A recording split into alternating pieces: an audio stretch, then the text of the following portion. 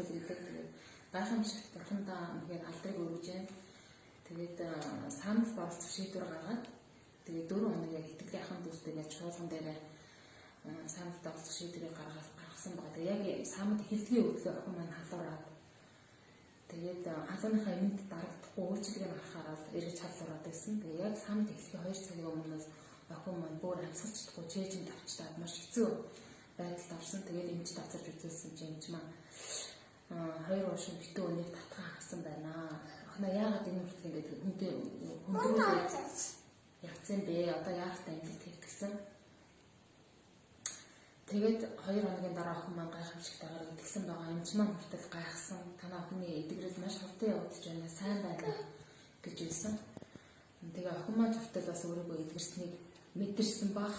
Гэрлүүгээ явъя гэж баян гарнаас зураад хаалгаар уур гарах гад явъя гэж дайраад идэг. Тэгээд үнэхээр охиндоо алдрыг өргөж байна. Тэгээ урчны самдаас ээж маань хор сүлний эдгэрэл авсан байгаа. Яг ээж маань халтарч 2 хоног өмнө халтарч очиад хор сүлэн гэмтээсэн байсан. Хэвтэж ондож чадахгүй, дээшээ бос сууж чадахгүй, маш хөндөлөө завир ихтэй байдаг гэсэн. Тэгээ урчин яг хор сүлээ идэж байгаа хэвтэн би тийм энэ бол миний ээж эдгэрэл гэж үнээр тунхаглаж дотроо маш их залбирсан байгаа. Тэгээд өглөө босоод ээж рүүгээ тастаж асуусан. Тэгсэн чинь ээж маань өөрийнхөө эдгэрснийг ч сайн мэдээгүй.